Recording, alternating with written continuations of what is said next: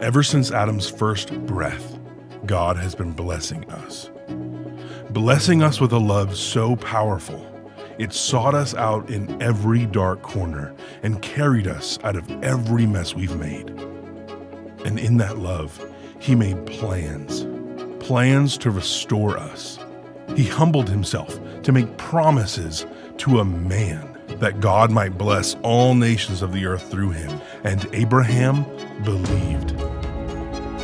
Abraham, who passed the blessing to Isaac, who then passed it to Jacob. And he has been faithful to every generation after him. And he is the same God then as he is now.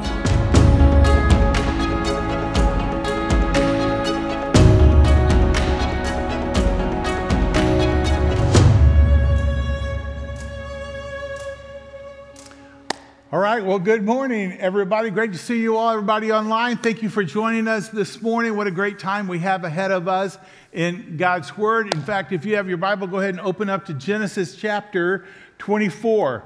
Okay, we're going to look at chapters 24 through 26. As you make your way there, let me ask you, do you have much confidence in providence? Do you have confidence in providence? Now, providence, remember, is that ability of God to arrange, to basically accomplish his purposes through the activity of his people.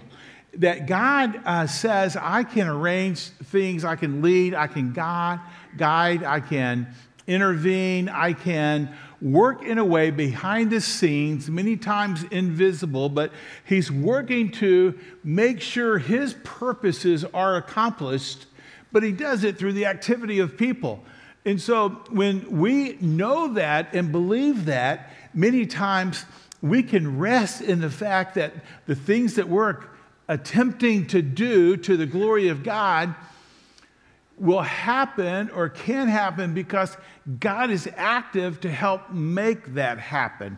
So sometimes we step out in risky ways in obedience to God. We give money when we think we're not going to have enough money for the month. Okay, we step out, we risk in that, but we're resting that in God and his providence is going to make that happen. Sometimes we risk and we share the gospel and it feels kind of scary and maybe the relationship is on the line, but you know what? We're resting in the providence of God to work in that situation. Sometimes we reach out to someone that we love and we wonder, what is God going to do? It reminds me when I was in my last year at the University of Texas, and Kathy and I had been dating, and I had gone into this chapel right on the, just off the campus site, and I'd gone in this chapel to pray, and I was really asking God about timing of when I might ask Kathy to marry me. And, you know, I just didn't know the right time. And I wasn't sure if this was the time, and I remember praying that God would do something really unusual, because what I asked God to do is, like, if it's okay for me to ask Kathy now to marry me, would you just have her be parked out in front of my dorm? Because that was unusual, because she'd never visited my dorm, never certainly driven her car to my dorm. Driving on campus was crazy. And I lived in Prather dorm, and at that time it was an unair-conditioned dorm, and it looked right over the little entry drive, and we had 2 rooms on the corner room. And anyway, I leave the chapel with that question in mind, and I walk down, and there is her brown Buick Regal parked right there underneath the windows of my room. And I look at that, I just couldn't believe it. And so, you know, what did I do? Well, I chickened out. I waited about 3 days. About 3 days, I call her up in the middle of the week. I say, okay, I want you to meet me at Bartholomew Park. We meet at Bartholomew Park. We go into the sandbox. I get down on one knee and I ask her to marry me. And she said yes. That's the miracle of miracles. But the providence of God that enters in, and like you're trusting God to be at work. And that example is actually a great lead into the first chapter we're going to look at today. In chapter 24, Abraham is on the lookout for a wife for his son Isaac. And it's pretty incredible how this this kind of falls out. And what we're going to see is that the servant whom Abraham sends to go look for a wife, the chapter really centers on him much more than Abraham and certainly on Rebekah. It centers on his confidence in the providence of God. That's why the first part of this chapter, I just titled Confidence in Partners, in partnering with God. And then by way of preview, the second thing we'll look at in chapter 25 is confidence in pain. Because we're going to recognize that even in the midst of the reality of the curse, don't forget Genesis chapter 3, there is a curse over the generations. That even despite the curse, that God is providentially moving his plan forward. And then finally, we're going to see the providence and patterns of behavior that we tend to pass down to next generations. Instead of the program of blessing, sometimes we pass on problem behavior that endangers future generations. So the providence of God that moves despite all of that. So really, really great time. If you're brand new with us, let me just kind of bring you up to speed where we are. The book of Genesis breaks down into two sections. The first 11 chapters are about the beginning of the human race. 12 through 50 is the beginning of the Hebrew race.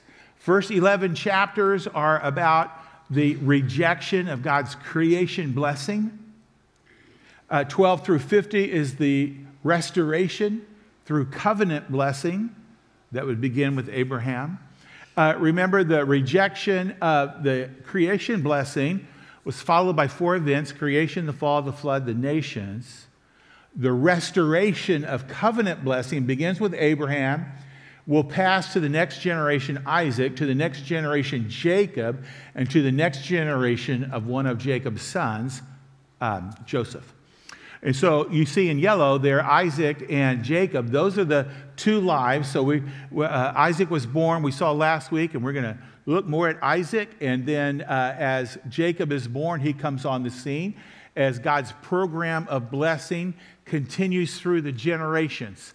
That's important to us because as a church this year, we have a goal in front of us that each of us would commit to reproducing our mission throughout all generations. And so as we learn from these generations that pass on the blessing of God through the generations, we're learning to do the same thing. So there's lots of great application here, especially for parents today as you think about passing on your faith to the next generation, or for all of us who think about passing on our faith to a new generation, has lots of relevance for us. And what we're going to learn is this: the more we rest in the providence of God, the more we'll risk in the purposes of God. Another way to say it is this, is that the more that we are diligent in trying to pass on our faith, the more dependent we need to be. We can't be just dependent. We can't be just diligent. One's way active, one's too passive. We need to be both diligent and dependent.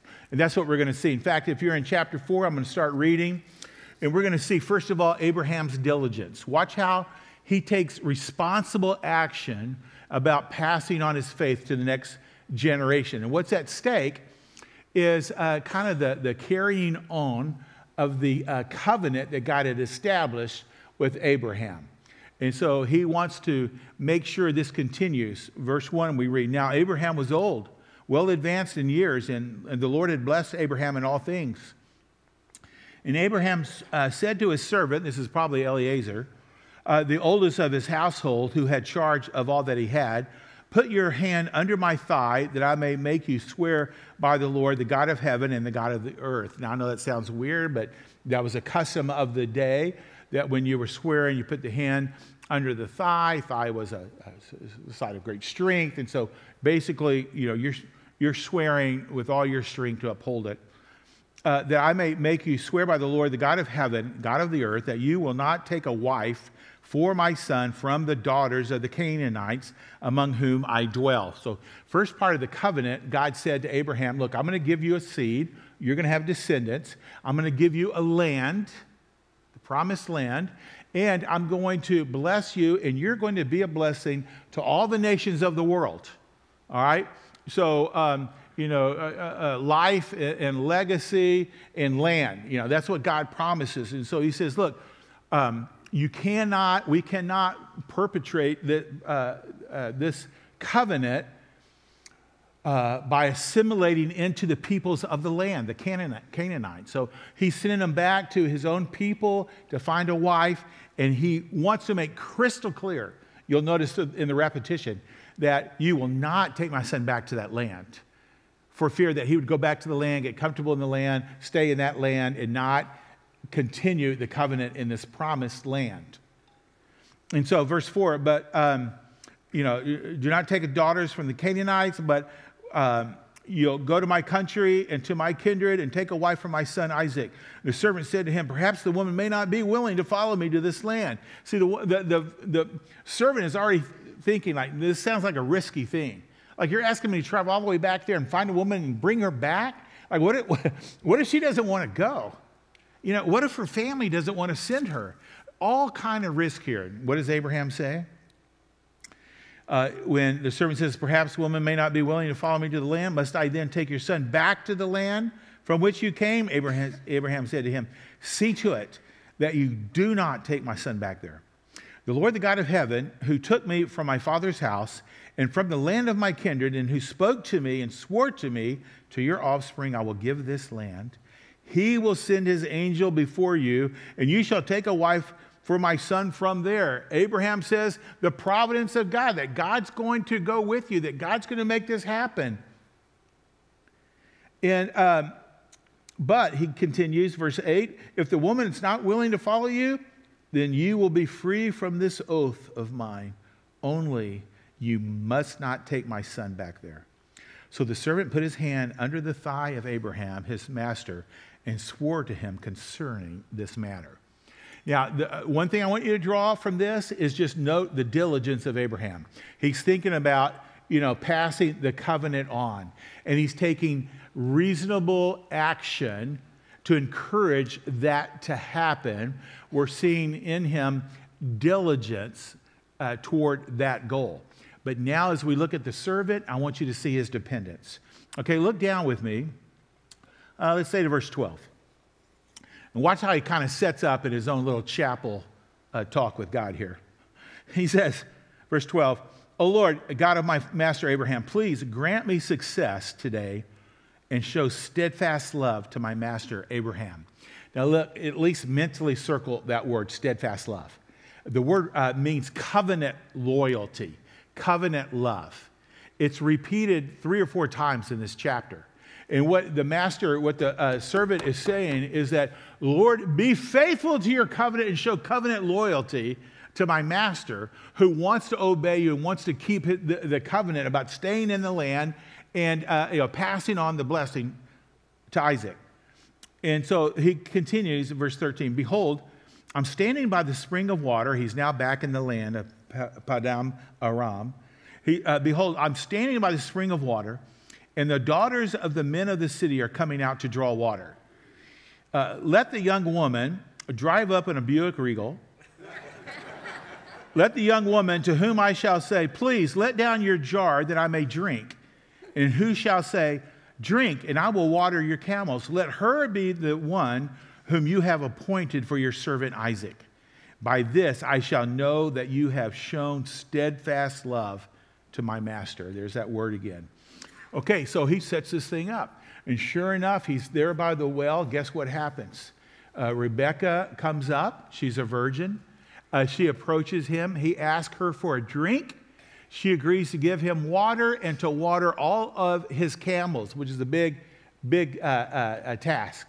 And so he sees that she's kind of fulfilled what he's asked God to do in his covenant love here. And so she comes through and does that, and he asked her, like, tell me about your family.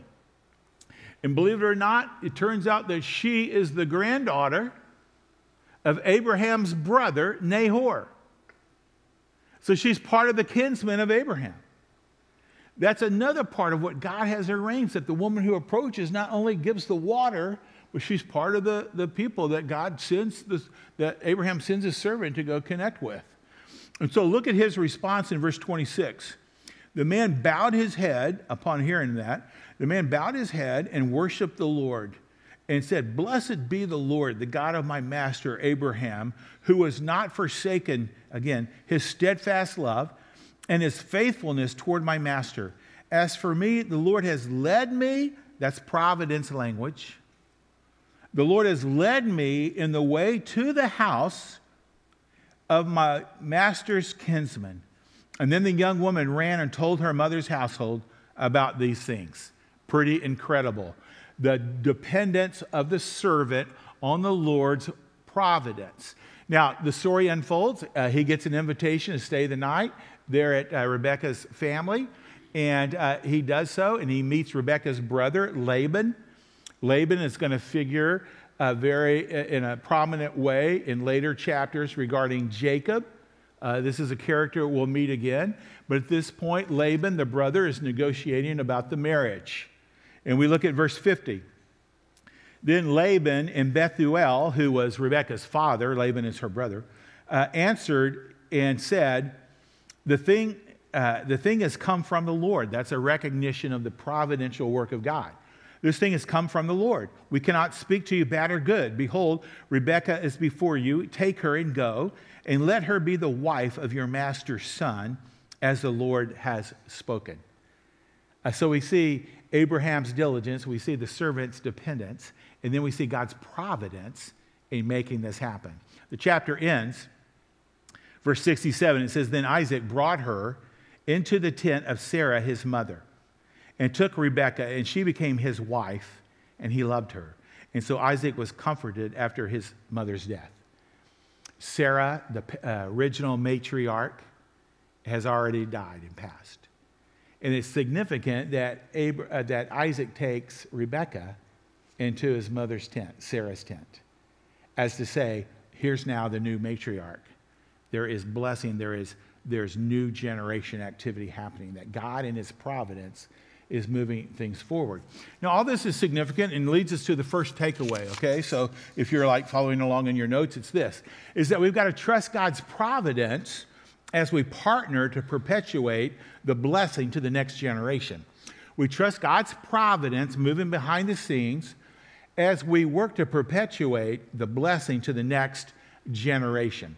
So we can identify with the partnership activity of the servant. We can identify him. The chapter's about him, trusting in the providence of God. And so like we trust God in the same way. When we partner with God, let's say for the sake of parents, like parents who want to pass on their faith. Like one of the things that you've got to do is you've got to really work the process. You've got to be diligent in doing the things that help parent your kids and pass on your faith, the program of blessing to your children. There's things that you do that you have to be diligent in and responsible in, but there's some things you can't do. We wish we could reach into the heart of our kids and turn them on about Jesus. You can't. There's some things that you have to be dependent on. There's some things you have to be diligent in. Some things to be dependent on. When I teach parenting classes, one of the principles is something that was foundational for Kathy and I as we were raising our kids. It's simply this, is that regarding parenting, you have to persevere in the process and pray for the product. You persevere in the process of parenting, things like modeling genuine life in Christ before them, teaching them standards and disciplining to them, showing grace and kindness, and like all the different things about parenting, what we could just summarize as the process of parenting. Be diligent in those things. Persevere in that process. But how they actually turn out, will they love Jesus? You pray for that. That's what you pray for. That's going to take God working and connecting in their heart. That's going to take them responding to God's initiative with them. That's the dependent part. We've got to be diligent. We've got to be dependent. What about in terms of missional living? So you want to get the gospel to your neighbors or those people that you work with or play with. And so, you pray for that, and you let's say you step out and you share the gospel with them. One person once said, evangelism is like taking the initiative to share the gospel in the power of the Spirit and leaving the results to God. You catch that? What we're diligent in is taking the initiative in the power of the Spirit to share the gospel. But what we're dependent on is leaving the results to God. Like, this is up to God, whether someone's going to actually respond or even be open to having a conversation. That's God's work. We don't take responsibility for that. We rest that that's up to God. So we don't feel pressure to make that happen. We just be diligent, taking the initiative. So we can go on and on about this. These two words to me are very important, that God calls us to be diligent about our spiritual life. But we're dependent on God's Spirit to be transforming us and making us different people. So much more we could say about that, which I know is scary to you. So we'll move on. Okay, we'll go into chapter 25, and we're going to now see the providence of God continue as our topic. But this time, we're going to see in the context of pain. So in chapter 25, one of the things we do, if you look down in verse 7, is we'll just see that what will unfold is that Abraham, the great patriarch, dies. Abraham is buried and Isaac is blessed. Verse 7, chapter 25. These are the days of the years of Abraham's life, 175 years. Abraham breathed his last and died in a good old age, an old man full of years, and was gathered to his people. Isaac and Ishmael, his sons, buried him in the cave of Machpelah in the field of Ephron, the son of Zohar the Hittite, east of Mamre, the field that Abraham purchased from the Hittites. Remember, we talked about that last week. There Abraham was buried with Sarah, his wife. And after the death of Abraham, God blessed Isaac, his son, and Isaac settled at Beer Lahai Roi. Now, what do you think that Isaac and Ishmael thought as they laid their dad to rest?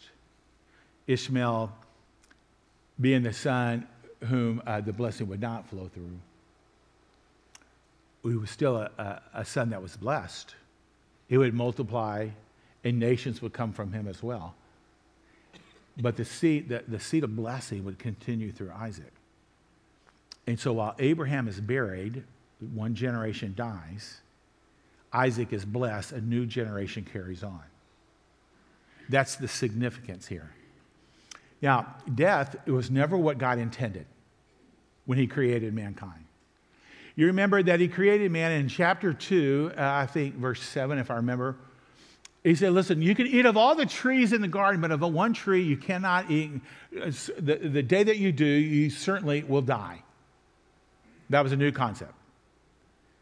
After the fall, when God is laying out the curse in chapter 3, he says to man, you were made from the dust, and to the dust you will return, death.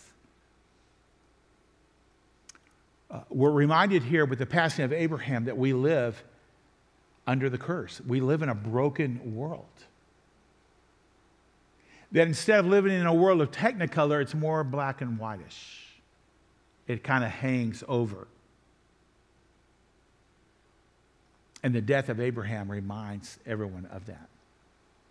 You think about what's going on in Ukraine, how hard it is to watch what's happening. The suffering of people and the evil acted on others. That once the fall happened in chapter 3 and chapter 4, Canaan kills his brother Abel. In violence and greed and sin continues to multiply until God just floods. And then with Noah, things continue to go bad. God scatters the nations. We are in a broken world, and sin abounds, and death abounds. Now, death is not the only part of the curse we see here. In fact, as we continue reading in chapter 25, we find that Rebekah and Isaac, that she is barren. And I'm going to read this passage to you, but here's what I want you to call out. Is that part of the curse, Genesis chapter 3, is that in pain would childbirth happen. In fact, I want to show you what it says there. Genesis 3:16, to the woman he said, I will surely multiply your pain in childbearing. Childbearing. In pain you shall bring forth children. Now you need to understand when it talks about childbearing there, he's using that initial act with, the time of labor and giving birth as really a picture of the larger responsibility of raising children. That's a figure of speech. It's like when we say, well, how many head of cattle do you have? I have 200 head of cattle. You mean whole cows, right? You don't mean just heads. The small thing is a picture of the whole thing. Childbearing here, that term is used for the whole process. That it's painful. And so for Rebekah and Isaac here, what we learn is that she's barren. And let me read this to you. Look at verses 19 through 28.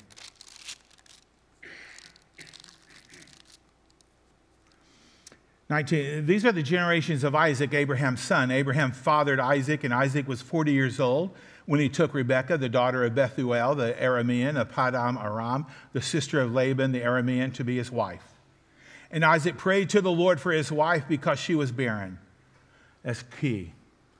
Isaac prays because she was barren. And the Lord granted his prayer. And Rebekah, his wife, conceived, and the children struggled together within her. And she said, if it is thus, why is this happening to me? And so she went to inquire of the Lord. Now, these are good things. Like he prays for his wife, and she's praying and seeking God, like what's going on? Because the twins are struggling, which is going to be a picture of the struggle they will have in their adult years between Jacob and Esau. And God answers her and provides this oracle, this picture, this pronouncement of what's going to happen. He says, 2 nations are in your womb, and 2 peoples from within you shall be divided. The one shall be stronger than the other. The older shall serve the younger. Now, that was counterintuitive. That was countercultural. The older always had the birthright. They would get double the inheritance. The line of blessing would go through them. But the younger, God determines, was going to be the one.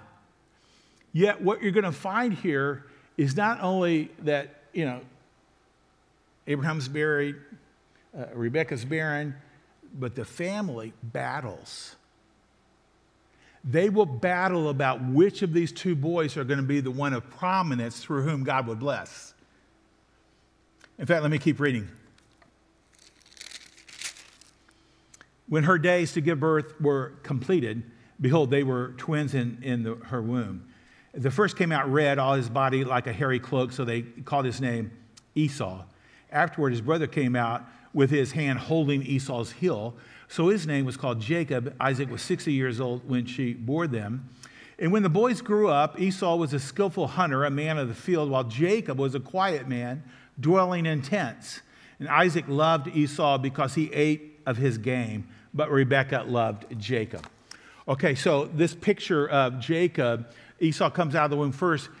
Jacob's got his heel. It's a picture, and it's a term of like trying to take back, to try to take over.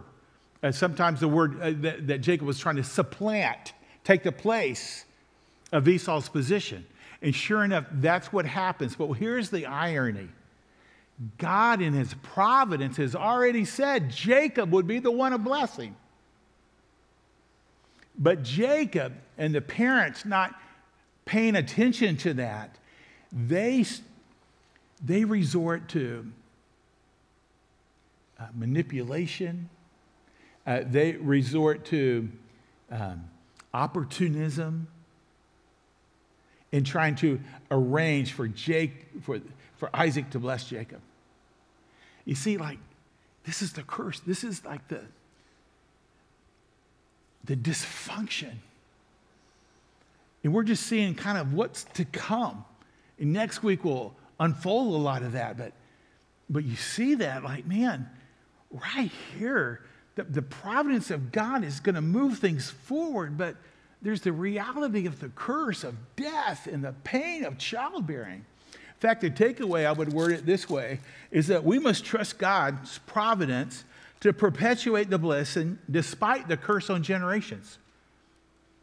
We've got to trust God to perpetuate his blessing despite the curse, despite this broken world that we're trying to live in, despite the pain, the reality of the curse. About a year and a half ago, this church lost a very beloved pastor. So Chuck Layden, who died kind of complications with COVID and pneumonia, August 2020. He was well loved here. Now, I know a lot of you are new. A lot of you online are new, and you didn't know Chuck. But many of you did, and you were greatly impacted by his teaching ministry, his counseling ministry. You were touched by the fact that maybe he did your wedding or your kid's wedding, or he did a funeral for a loved one that he married, he buried, he counseled, he taught. Like, he touched the lives of many people, and the guy was just so lovable. You know, he was just, gosh, so dear to us. And when he passed, because of the curse of death, it was hard on us, wasn't it? And you're tempted to think, well, man, how are we going to move forward? And today, like Chuck's family, they're moving forward. They certainly love their dad, remember their dad, but God is blessing him. That blessing from Chuck is being perpetuated to new life in their family.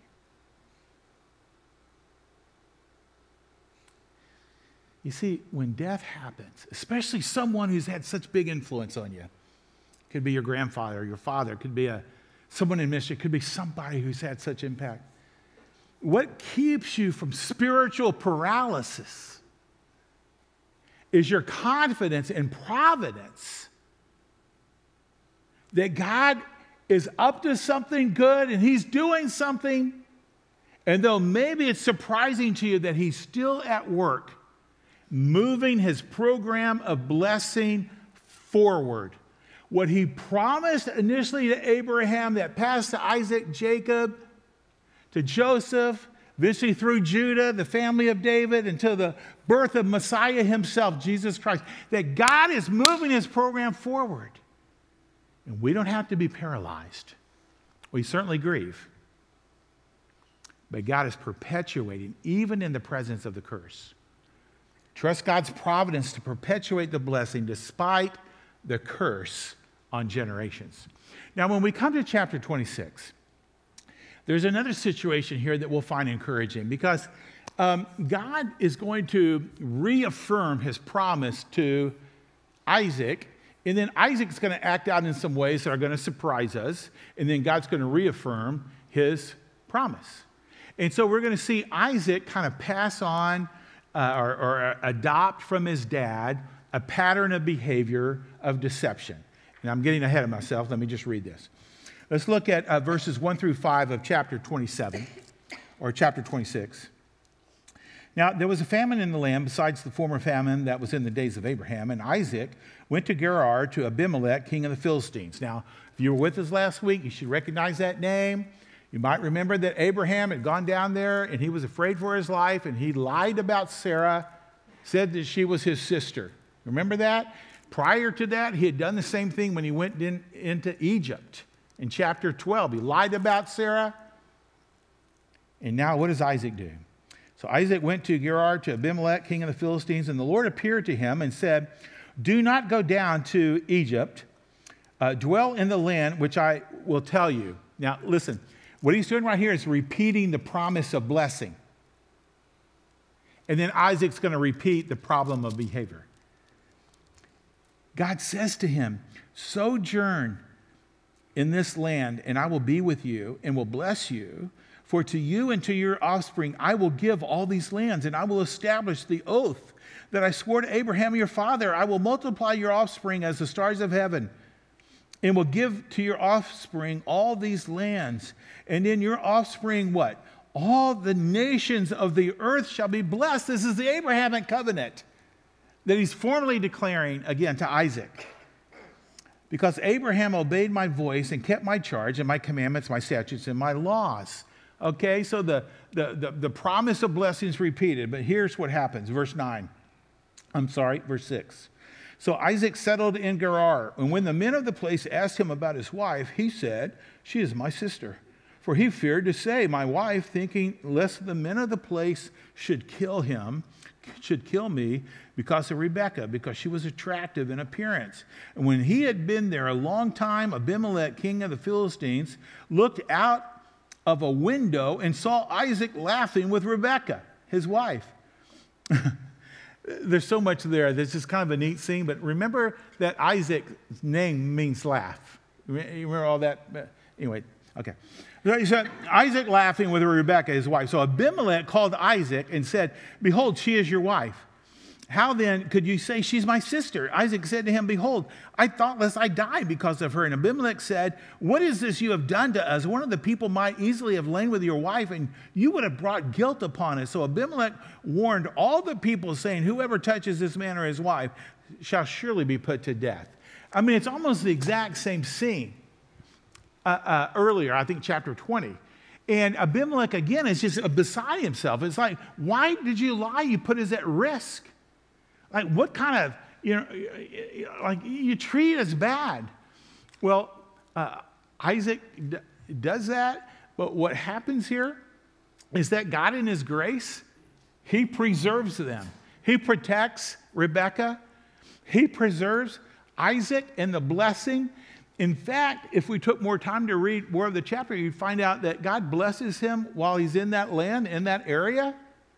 Which is kind of the land eventually of the Philistines. You may have heard that reference there. It's right on the coast of the Mediterranean Sea. And there he prospers, and his crops grow, his livestock grows, like fertility, prosperity like grows in that midst. In fact, if you'll look after this happens, look at verse 23, that God's going to recommit. God says, verse 23, from there he, talking about Isaac, went up to Beersheba, and the Lord appeared to him the same night and said, I am the God of Abraham, your father. Fear not, for I am with you, and I will bless you and multiply your offspring for my servant Abraham's sake. So he built an altar there and called upon the name of the Lord and pitched his tent there. And there Isaac's servants dug a well. Now, you may recall last week when I said that when Abraham built an altar and called on the name of the Lord, what he was doing was preaching. He's proclaiming to the people of the land his faith in Yahweh, the God of creation.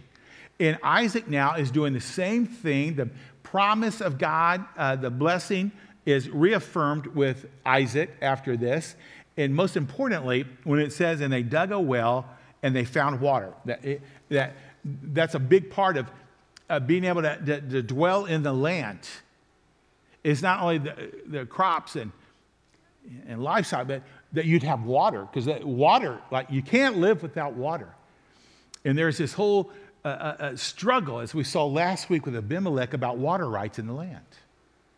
So God here, basically in his providence, preserves the blessing despite these passed on patterns of behavior that endanger the next generation.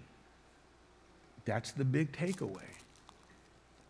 Trust God's providence to preserve the blessing despite these kind of passed on patterns that endanger generations. Now, Kathy and I are both children of divorce. My dad married 3 times. Kathy's father married 5 times. We didn't grow up with a personal relationship with Jesus Christ until late in our high school years. Faithfulness, growing, great marriage, faith, like none of that was modeled or part of our experience. Now, fast forward to the fact that God put me in a role for 8 years as a family pastor. That God put on Kathy's heart a great desire to mentor young moms. And the way that came to be is that God in his providence brought people into our lives and said, let me help you build a philosophy of marriage, a biblical approach to marriage. Let me help you think through parenting, a biblical approach to parenting. Because we did not know and we had not seen that there was brokenness, and in the midst of that, there was the potential of adopting problematic behavior and patterns of behavior that we would pass on to our kids. But God in his providence intervened. You see, Deuteronomy chapter 5 says this. In the second giving of the 10 Commandments, Deuteronomy, it says, "You shall not bow down to them," false gods, "or serve them, for I, the Lord your God, am a jealous God, visiting the iniquity of the fathers on the children to the 3rd and 4th generation of those who hate me, but showing steadfast love to thousands of those who love me and keep my commandments." You know what interrupts patterns of destructive behavior? It's when people respond to God and love him and obey him. And because of God's providential intervention in our life, and through God's people who taught us, God broke the pattern and rescued us. It's incredible. It's incredible. If you just think, who are the 2 most unlikely people to lead in this way? You see, God in his providence, he preserves the blessing. Despite the way that we kind of pass on, we have this tendency to pass on these problems. And yes, they do endanger generations, but God can interrupt that and intervene that. And that's the story of our life.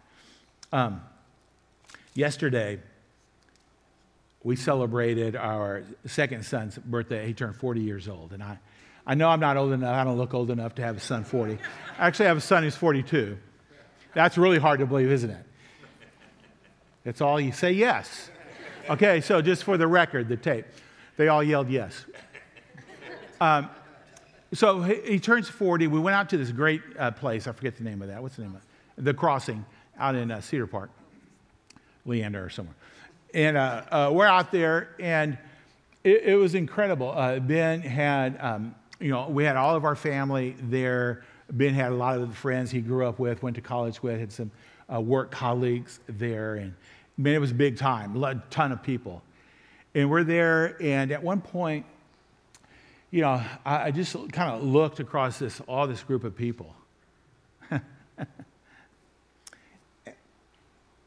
All the kids, grandkids, all these, and I looked at all the lives of the people who have been touched by my son, Ben. And I started thinking back to that time in the chapel when God prompted me, yes, you can ask her to marry you. Yes, you can ask her now.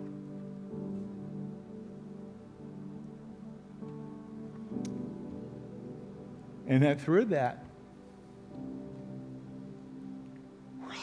blessings on display.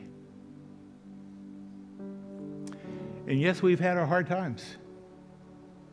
We know the pain of living under the cursed, broken world. We lost a granddaughter. I've had my struggle with cancer.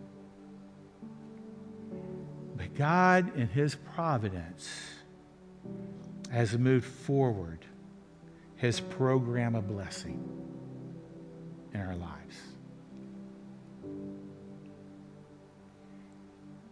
And I'm so full of gratitude and praise. And like that servant who saw the providence of God, he said he knelt down, he worshiped God because of His loving kindness, His covenant loyalty. And we need to do the same. Would you stand with me as we prepare to respond?